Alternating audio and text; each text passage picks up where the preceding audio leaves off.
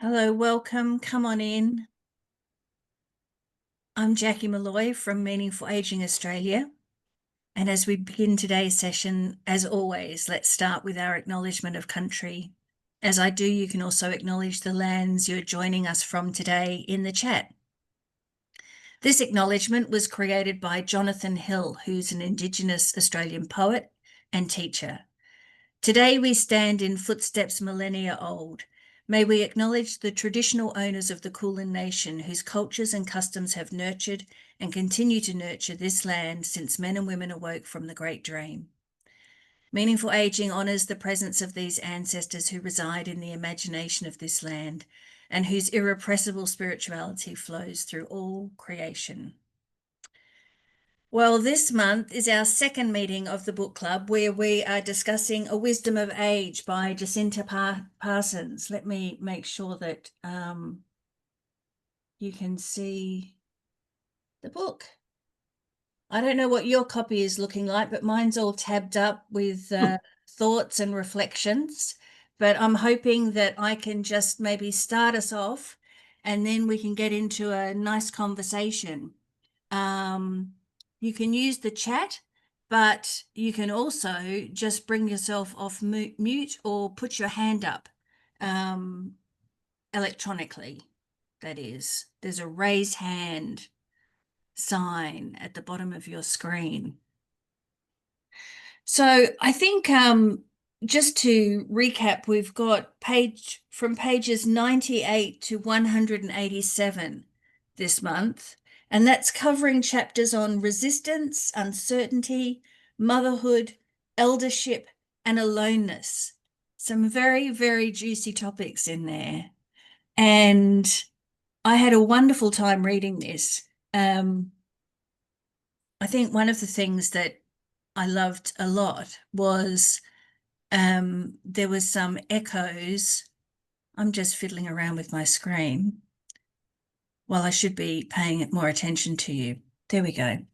There were some lovely echoes about grace, I thought, which was really nice. There's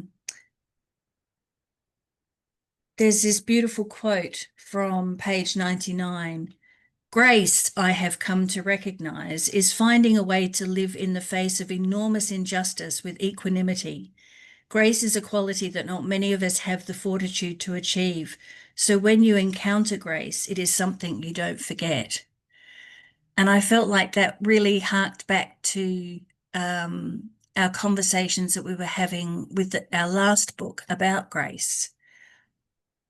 So that was really beautiful.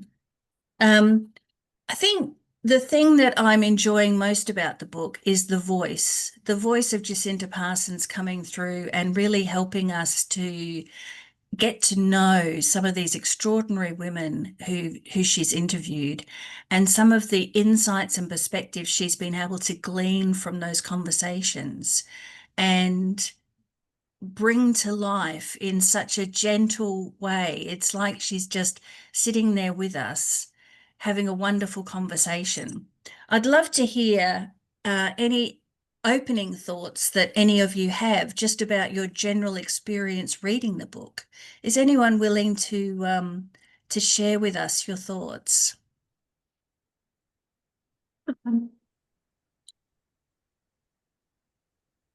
Maureen, please. Hello. Thank you. I'm actually listening to the book as I'm reading it as an audio book. So I'm finding, yes, it's Jacinta's voice, but actually I really focus on the voice of the particular person she's interviewing. And this morning I went back over some of it, and the one that really took my attention was that Chinese woman, and in the section on life and loss, in the chapter on life and loss. So yes, I like Jacinta's voice, but I like the way she gives the other person space. There's actually that beautiful moment in the book when she goes to see Auntie Vicky, and Auntie Vicky offers her a lemonade, and she says something that she'd made this commitment to herself that she wouldn't put the onus on the women she was interviewing to host her or be kind to her, that they didn't need to give her anything except their time to talk. Yeah. So she really created that beautiful space. In fact, just talking of grace again, page 103, she says, I have come to realize that in accepting their kindness, I am partly able to return the grace being afforded me. So that recognition that the conversations themselves were an act of grace. Yeah, beautiful. Maureen, while I've got you here, what's your favourite part of the book so far?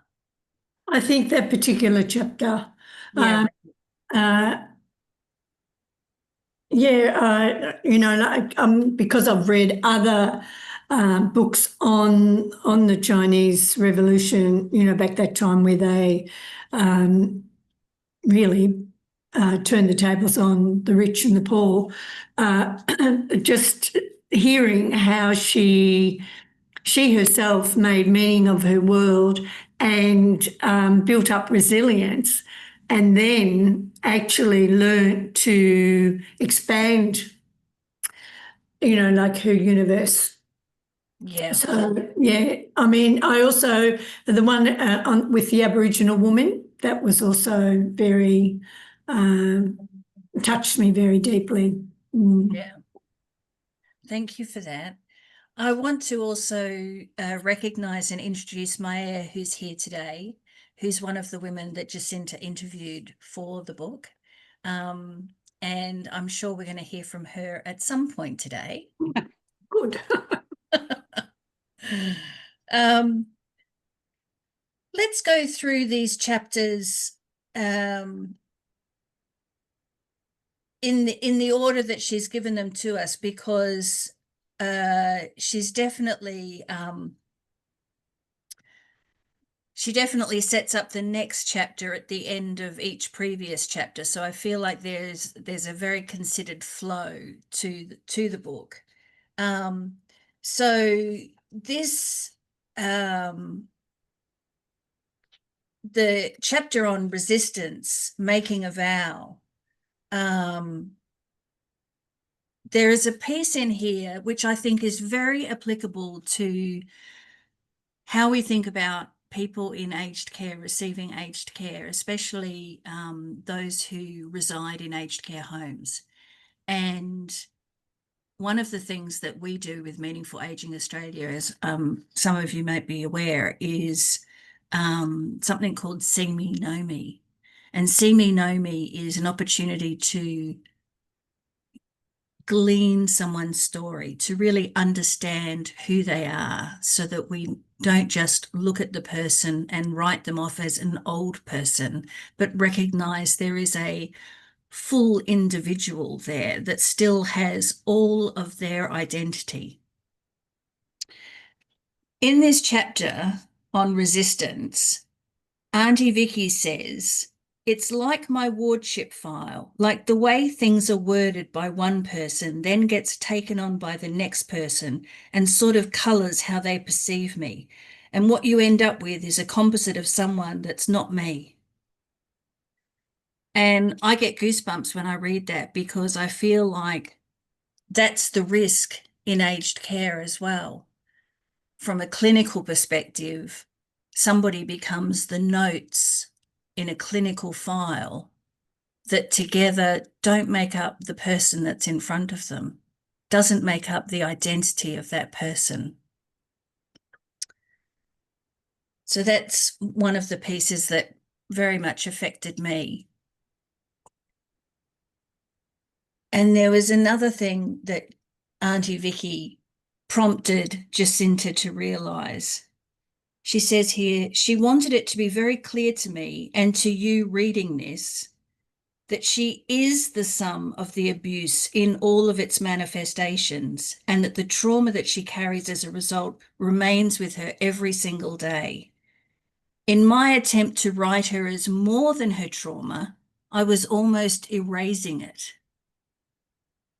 Again, such a profound insight to recognize that in our hurry to try and make sure that we're not sidelining someone, making it about their trauma and not them, that we do them a disservice.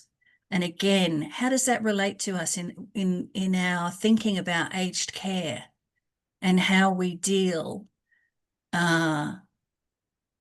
from a day-to-day perspective, how we're really dealing with other people, those older people that are in our care?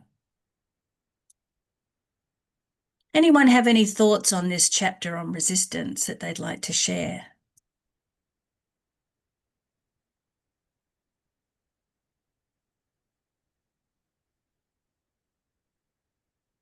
Maie, hello. Hi there, Jackie. I would just like to add something to what you said about seeing me. What happens not only in aged care, but in a lot of our care, is that in that process of we lose the person, like it becomes the tasks and the things we do with them, and we lose the person in that process. Like the person isn't important anymore. It's that we get our work done. And that making a judgment about someone and then passing it on to somebody else is a very, very common feature. And so people are judged by what the last person thought about them rather than looking at the person themselves and starting like from a fresh field of, I don't know anything about this person. I am now about to find out, rather than relying on the judgment of the other person. And it becomes, well, they're all old, they're all the same, it doesn't really matter, we'll just get on with our work. I found that very disconcerting in the long time that I spent working in aged care. Yes, it just again really highlights the importance of spiritual care, given that the most fundamental practice of spiritual care is being present with the person, is actually being there in the company of and in the presence of a person, and being the space and giving the space for them to share their whole self, their whole identity. Well, that's the whole part about caring for someone. Like that should be the fundamental aspect of nursing, is that you are there for the person, even if you're not doing anything, but you are actually there, present with them. Maybe all you had to do is hold the hand. Yeah. But it's making that connection with the person, with the human being that's there, not just, well, we have to do this, that, and something else. The doing is not important. It's a being there for the other human being and acknowledging them, because that's what you're doing when you actually pay attention to someone. You are acknowledging them. Mm. And Yeah. that's important for all of us, to know that somebody actually realizes that we exist, Yeah. that we are worthy of being attended to. That's very powerful what you've just said, being worthy of, because it goes both ways, I feel, doesn't it? It's that um, the person who's with the older person deems the older person to be worthy of their attention, but also the older person themselves feeling that recognizes their own worth in response. Mm, Yes. mm. Let's move on to uncertainty. How are we going for time? We're in good shape.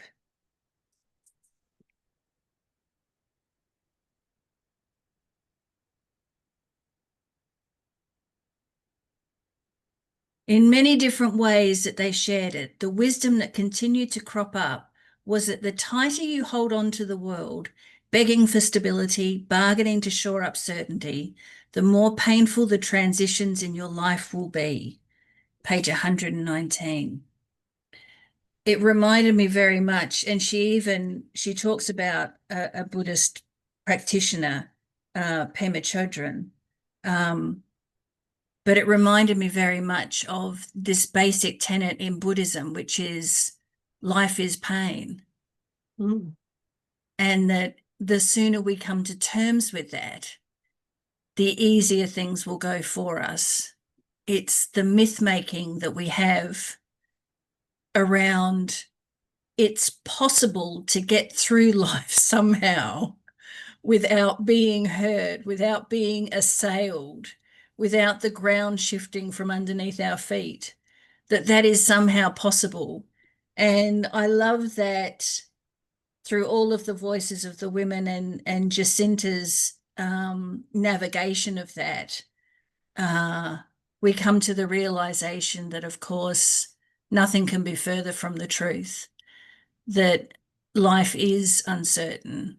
And as we get older, we don't necessarily find more certainty. We just find a greater understanding of the fact that life is uncertain.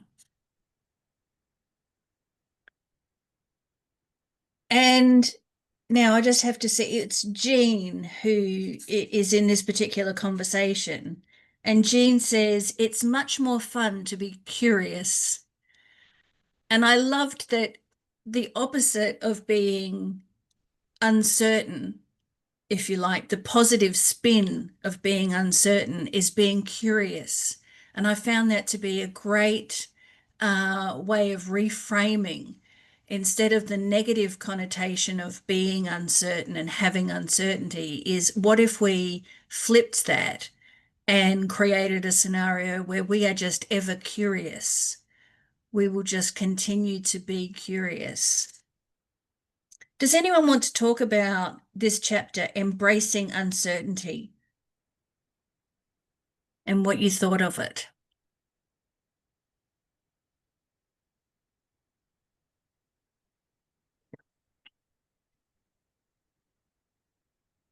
I loved this. I think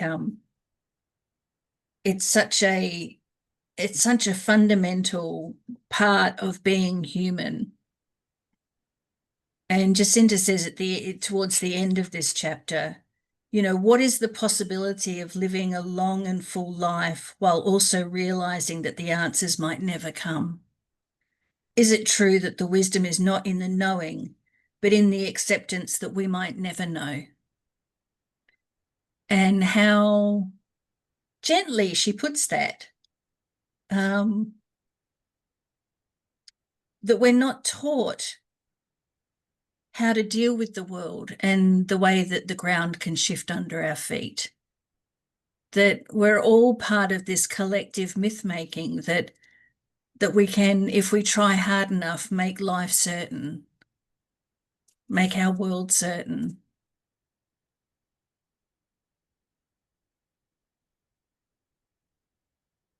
Learning to live in uncertainty also means holding tight when we are in the midst of change. And that's interesting, isn't it? It's sort of, what are we holding? What are we holding in the midst of change? And I think one of the things that struck me in our work in spiritual care was this sense of, now I can't find, when Jean says, I'm heavily into uncertainty because having a dogmatism and a certainty and trying to find meaning, I think we're on the wrong track. And I thought, God, we talk about spiritual care as meaning making. And I think that we at times get caught in that place of trying to make meaning, when in actual fact, I really like Lunig's sense that meaning emerges over time. And I think sometimes we can skip, like it's another way of placating ourselves and consoling ourselves that I get this, you know. And then and I suppose cliches can be a really typical example of that. Oh, well, there's always someone worse off than me. Or when you actually say, does that help? People notoriously say, no, I couldn't care less about anybody else. Yeah. I hate this, and I hate the uncertainty. I don't know what to. So it's sort of, I think we have to be really careful in this space of thinking we're comfortable with curiosity and uncertainty, yet we're really trying to tie a whole lot of things down. What this means in your life now. So I just found that quote jumped out at me, and maybe part of what's is being attentive to when we sense some meaning is emerging for a person, and it's not often at the time of the incident or medical drama, or when they've been first admitted to a nursing home or an aged care facility or whatever. It's over time. So, that has challenged me, but I like it. You just reminded me, I had a conversation last week about narrative therapy at the end of life. And narrative therapy is an extraordinary tool that, instead of focusing so much on the story of, let's say, the trauma, for example, it's about recognizing and hearing, as you say, Mary, hearing and being present for when someone reveals meaning to themselves, and lifting those strands up. So not trying to solve the trauma strand, but bringing the other meaning to the surface, the other meaning that may bring with it self-compassion and perspective and insights into themselves that they hadn't realized before now. Really beautiful work about how one does make meaning. And I think it's such an interesting, it's such a different conversation about uncertainty with elders than it is with, middle-aged or younger, because even though all of those cohorts face their own uncertainties,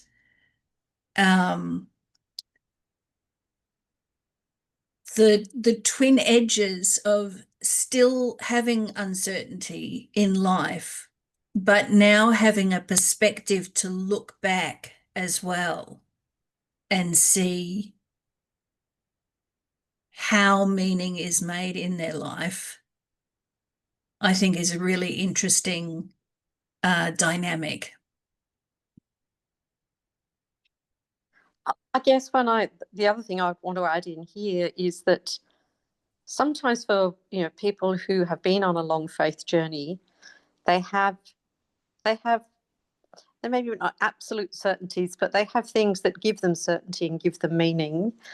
And we wouldn't want to denigrate those or strip those away to pursue, to say, oh, the pursuit of uncertainty is the important thing to do, because if those things are valuable to that person, then we need to support and encourage those. Yes, the meaning that they make. Yes. For themselves. Absolutely. Yeah. I'm just realizing there are some things in the chat. Let me have a look.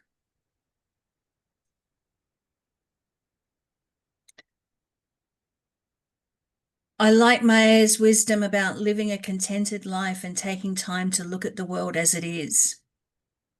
Yes, that's your section, Mae, in the book. Is it this chapter? Is it the uncertainty chapter? I think so. Yes. That's right. I'll quote you back to you. Wisdom for me is about being able to live a contented life, to look at the world around you and contemplate. And it's not about book learning. It's about being able to see the world as it is. Yeah.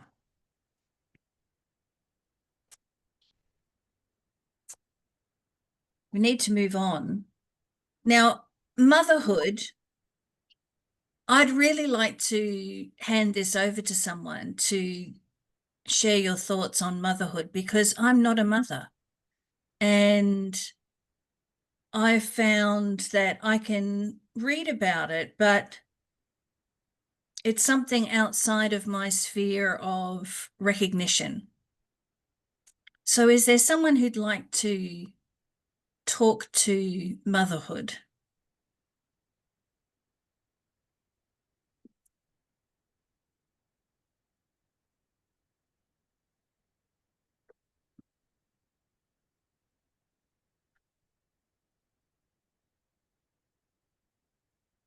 I guess I could talk to motherhood. You know, it's Kathy. Hello.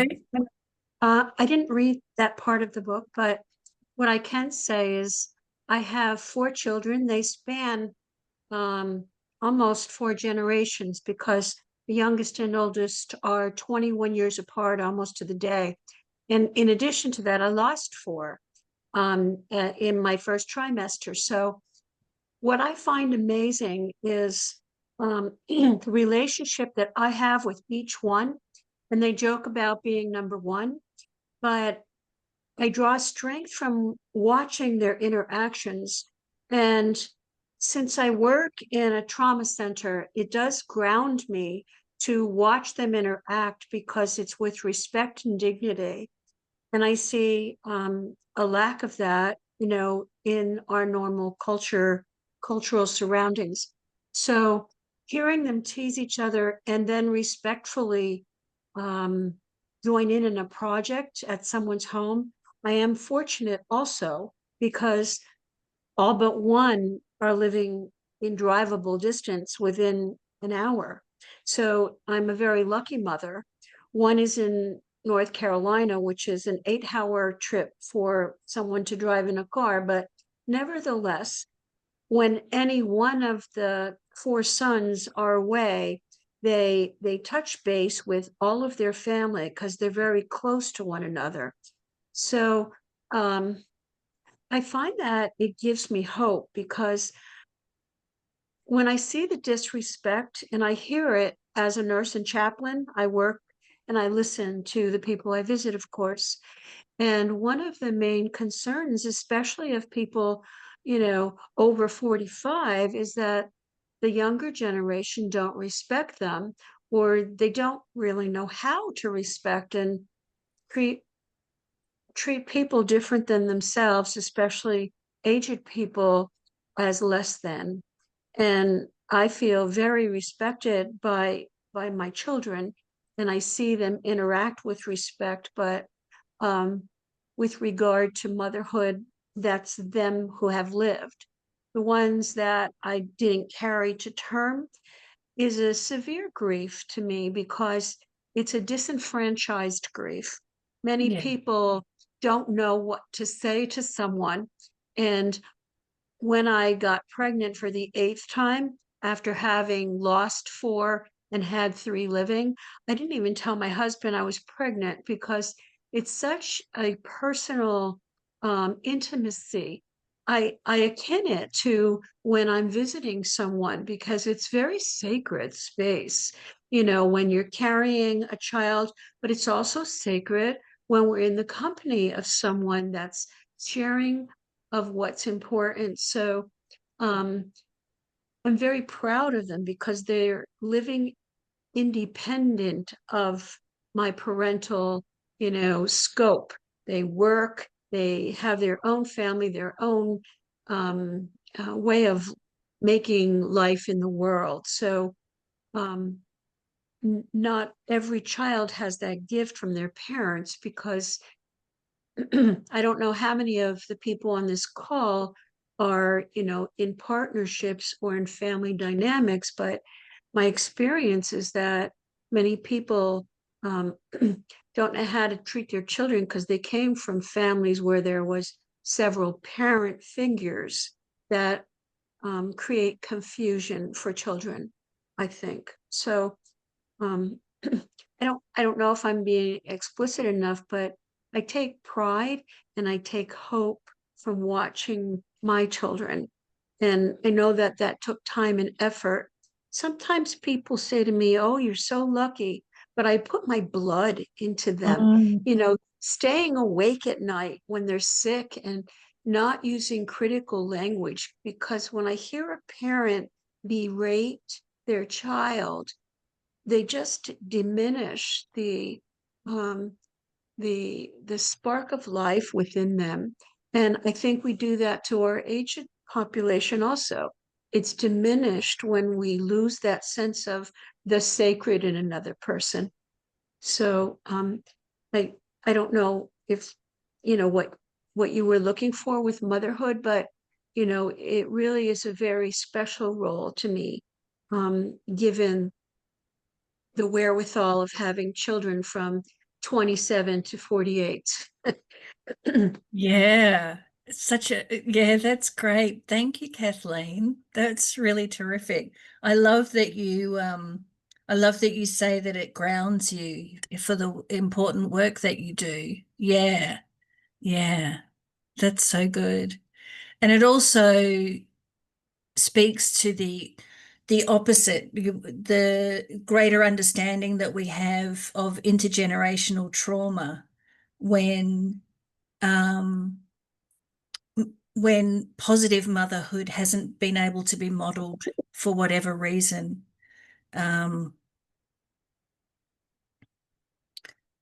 Just looking at the chats.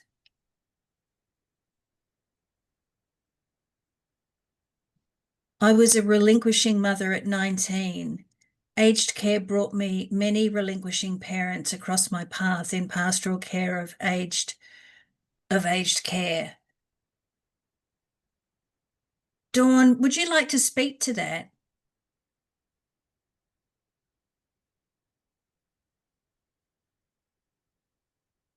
You don't have to.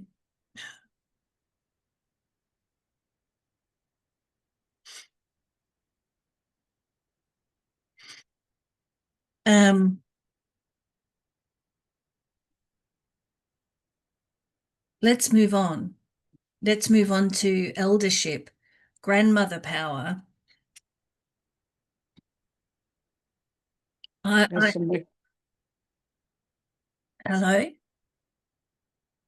Isn't that the next lot of reading, Grandmother Power? Grandmother power, yes. But that's the next reading, isn't it? Is it? Yep. No, that's still part of today. Is it? Oh, Yeah. I must have got the wrong page. Yeah. I think the big thing that jumps out for this chapter to me is how much might change if we switch out a vowel in older and replace it to make elder. We imbue the word elder with an innate sense of wisdom that is missing from older. So I love that. I'm also aware that we've gone over time. My computer is running slow. It's must be, what is it, Marnie? What's the real time? 1:36. 1:36. I'm sorry for keeping you, everybody. If you have to be somewhere, please leave. We'll just finish up though to just move through these last couple of chapters. Of course, working at Meaningful Aging Australia, we bang on about connection all the time because it's such a core aspect of spirituality and spiritual care. So, of course, I have to call out something that actually Jacinta is talking to Maie at this point. This is page 163. And Jacinta says, there is something to be said of the capacity we have as humans to walk into someone's life without any real knowledge of each other and find a connection. I don't think we exercise this muscle as often or as well as we could. And boy, I mean, that is so true. When you think about how you can be with a stranger, and it doesn't take much to find something that you connect on. So I loved that. That really jumped out at me to link into our wonderful discussions that we have on spirituality. Just going to make sure. And this notion of grandmother energy is it's a beautiful image, just to acknowledge the power of a matriarchal force.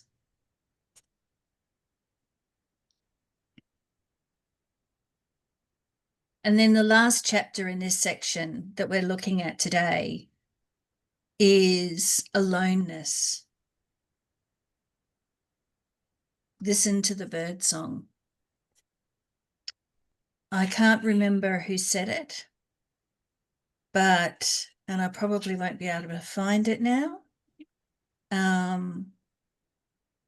But someone, one of the women that Jacinta interviewed and talked with, said something about, in response to, do you ever feel alone? And she said, well, I do, but then I go outside and I might hear a magpie. And that's all it takes. That's all it takes to not be alone anymore. I love that. I'm someone that can listen to bird song forever and a day. So that sense of finding company, a sense of being together, shared through the love of birdsong. And Jacinta says, the antidote to loneliness is to learn to live in solitude. Different to aloneness, solitude.